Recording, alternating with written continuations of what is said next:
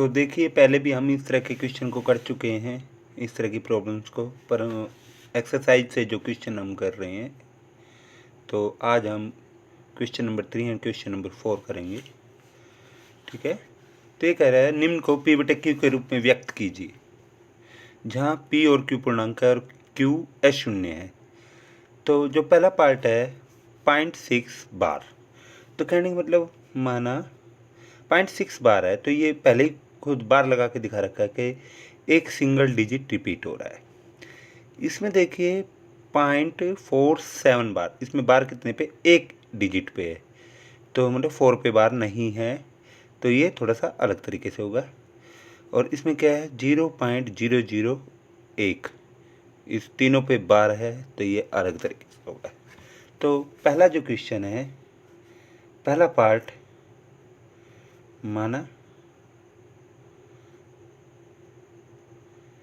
x बराबर 0.6 बार, तो कहने का मतलब क्या है, ये 666 बार बार रिपीट हो रहा है, अनंत बार, जो एक सिंगल डिजिट बार बार रिपीट हो रहा है। तो हम इसको कितने से गुणा करें, इसको तो गुणा करने की जरूरत नहीं, x बराबर यही है, सिंपल 6666, एक से ही गुणा करना है, लाइक दिस वन। इसमें कितने अंकों की वो हो रही है पुनरावृत्ति, एक ही अंक की हो रही, तो एक और एक तो लगाने लगे, इसके शून्य 10x, तो ये क्या हो गया 6.666666 लाइक दिस। अब ये समीकरण 1 और ये समीकरण 2, तो समीकरण 2 घटा 1 से क्या आएगा हमारा, इस समीकरण में से ये समीकरण पहले वाली ऊपर वाली समीकरण घटा देंगे, तो ये हमारी आएगी 9x बराबर 6 में से 6 गए, 6 में से 0 गए 6, और पीछे का जो ये दशमलव के बाद है ये सारा कैंसिल हो जाएगा। तो x क्या आया 6/9, मतलब ये 3 से कैंसिल हो जाएगा, 2/3, 3 दूनी 6, 3 तिया 9।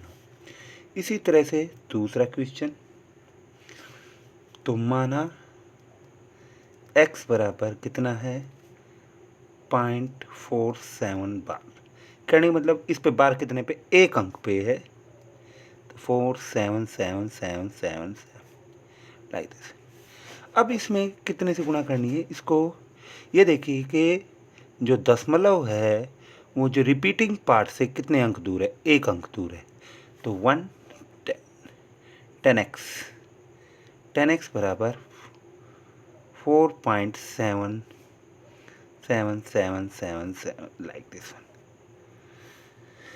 अब इसमें कितने अंक रिपीट हो रहे, एक अंक रिपीट हो रहे, मतलब इसी इक्वेशन को 10 से मल्टीप्लाई कर देंगे तो 100 हो जाएगा, 100x equal to 47.7777 like this one. ठीक है, बहुत ही आसान। फिर let this is equation 2, this is equation 1, this is equation second. तो मतलब समीकरण 1, समीकरण 2, समीकरण 2 घटा 1 से क्या होगा, 100 में से 10 गए 90x, अब 47 में 4 गए 43, और ये पीछे का पार्ट तो कैंसिल होगा, 0.777 इसमें से एक खत्म, तो 43/90। तीसरा ऐसे ही इसमें क्या है, माना फिर ले लेंगे x बराबर 0.001 बार, तो इस तरह का है, तो इसका कहने का मतलब क्या है 0.001001001 लाइक दिस, मतलब पुनरावर्ती खंड में 3 अंक, और ये दशमलव के बाद ही है, तो कहने को इसको पहले सिंपल ही रख लेंगे, x इक्वल टू, इसको 1 से ही गुणा करना है, जैसे हमने इसमें मतलब दशमलव के बाद पुनरावर्ती खंड के बीच में कितने अंक है, एक अंक है, तो एक शून्य है। ठीक है, अब इसी इक्वेशन को 10 से गुणा किया है। ठीक है, समीकरण 1 × 10 से, ठीक है। तो अब क्या है, अब इसमें पुनरावृत्ति खंड है बिल्कुल दशमलव के बाद, तो इसको गुणा करने की आवश्यकता नहीं, तो 1 से गुणा कर लिया, 1 0 0 1 0 0 1 0 0 1 लाइक दिस। अब हम इसमें पुनरावृत्ति खंड में कितने अंक है, 3 अंक, तो 1 के बाद 3 शून्य लगा दी, ठीक है। तो क्या हुआ 1.001 001 001 001 लाइक दिस वन। समीकरण 1, समीकरण 2, तो कहने समीकरण 1 गुणा 1000 से,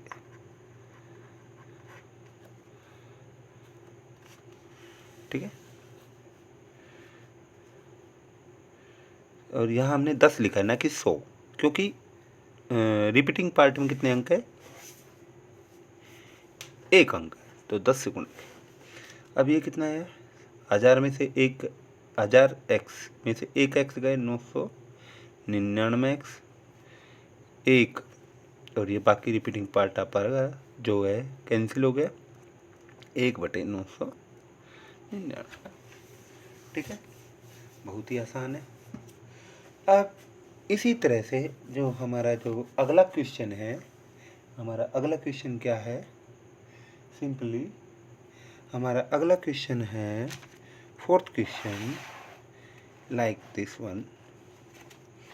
इसमें दिया है हमारा कि जी P/Q के रूप में दिखाई 0.9999, कहने का मतलब माना x बराबर 0.9999 जो भी है, इसका मतलब क्या है, नो रिपीट हो रहा है, मतलब 0.9 बार, मतलब 1 अंक की पुनरावृत्ति हो रही है, ठीक है जी। तो 1 अंक की पुनरावृत्ति हो रही है, तो हम क्या लिखेंगे, इसको 1 से ही गुणा करेंगे, x बराबर 0.9999 लाइक दिस। अब कितने से गुणा करें, 10 से करें, 100 से करें, 1000 से करें, तो 1 तो लिखना ही लिखना है। अब इसमें कितने अंक है, 1 ही अंक है, तो 1 0 लगाएंगे, 10x 9.99999 लाइक। तो 10 में से 1 है 9, x बराबर 9 पॉइंट और ये ख़त्म जो भी है, तो 9x बराबर 9, 9/9 बराबर 1। अब ये 1 कैसे आ गया, तो कहने का मतलब ये 1 इस वजह से आया है क्योंकि x बराबर 0.9999, तो अगर हम अपरिमित रूप से अनेक बार 9 लिख देंगे तो ये बिल्कुल 1 हो जाएगा। आप कैलकुलेटर में भी करके देख सकते हैं, ठीक है। आप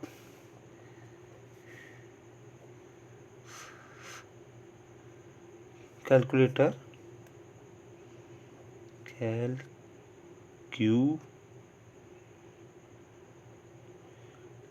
लेटर में भी लिखकर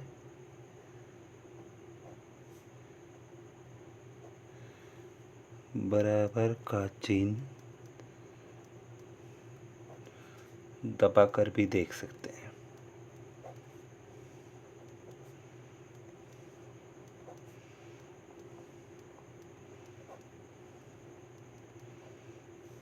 ठीक है। तो ये मैंने लिखना नहीं है, ये केवल समझाने के लिए लिखा है, ठीक है। अब ये कह रहा है छठे क्वेश्चन में कि P/Q के ऐसे उदाहरण लीजिए जहाँ P और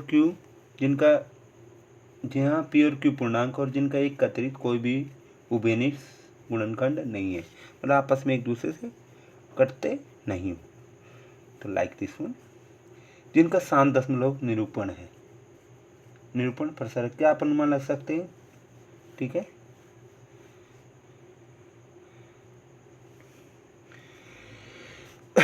तो Q का क्या गुणनखंड होना, Q में केवल P/Q में लिख दिया, तो क्यू में क्यू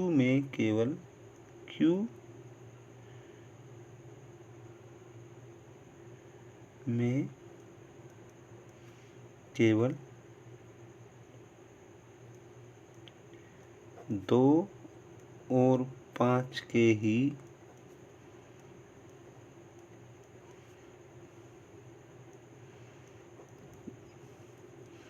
गुणनखंड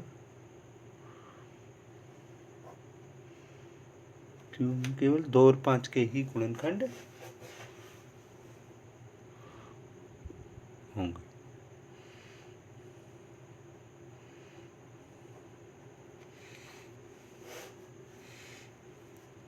इनके अलावा, इनके अतिरिक्त अन्य कोई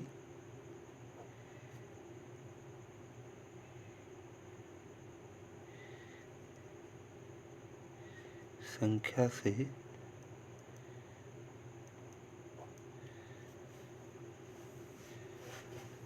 केवल 2 और 5 संख्या से क्यू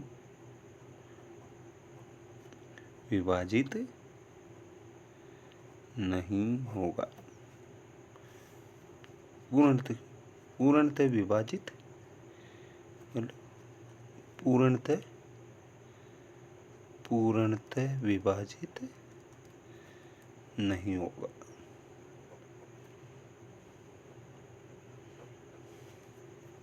ठीक है, तो जो अन्य जो क्वेश्चन है वो हम बाद में कराएंगे। तो आपका बहुत ही आसान सवाल थे। पहले भी पिछले लेक्चर में हमने जैसे इस तरह से 1/17 का हम कर चुके हैं। 5वां जो एग्जाम्पल है हम पिछले भी लेक्चर में आपको बता चुके हैं। ठीक है, तो ये बड़े ही आपको दिखेगा। हमने 1/17 के पुनरावर्ती खंड में क्या होगा 16 अंक होंगे। तो वो कोई नहीं। तो ये फिलहाल तो हमने ये बताया है कि अगर यदि कोई मतलब क्यू के अभाज्य गुणनखंड ठीक है, तो क्यू यदि भाग होगा तो केवल 2 और 5 से ही भाग होगा। इसके अतिरिक्त अन्य कोई अभाज्य संख्या से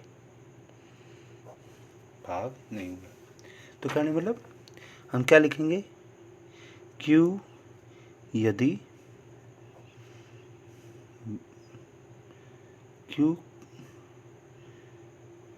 यदि विभाजित होता है तो केवल 2 और 5 से ही होगा। 5 से ही केवल 2 या और नहीं या 2 या 5 से ही होगा। इनके अतिरिक्त अन्य कोई अभाज्य संख्या से पूर्णतः विभाजित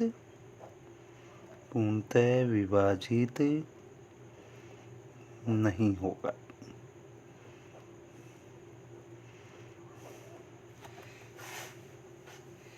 ठीक है, तो ये हम लिख सकते हैं। तो अर्थात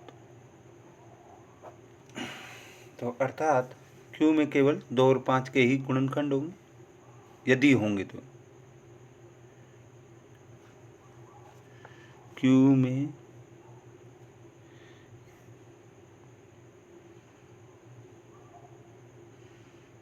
2 या 5 के ही गुणनखंड होंगे। 2 या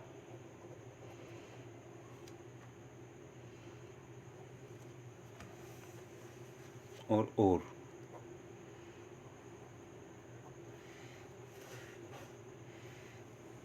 इसमें भी या और मतलब 2 और 5 के अलावा कोई भी अभाज्य संख्या नहीं होगी। ठीक है, थैंक यू। तो आप इनको नोटबुक में नोट कर लीजिए, और जैसे कि मैं लिख रहा हूँ कि बार बार आप इसको करते जाइए, नोटबुक में नोट करते जाइए, समझते भी जाइए, बार बार मैं दोबारा नहीं समझा पाऊँगा। ठीक है, थैंक यू। और कोई प्रॉब्लम हो तो आप ग्रुप पे डाल सकते हैं। Thank you.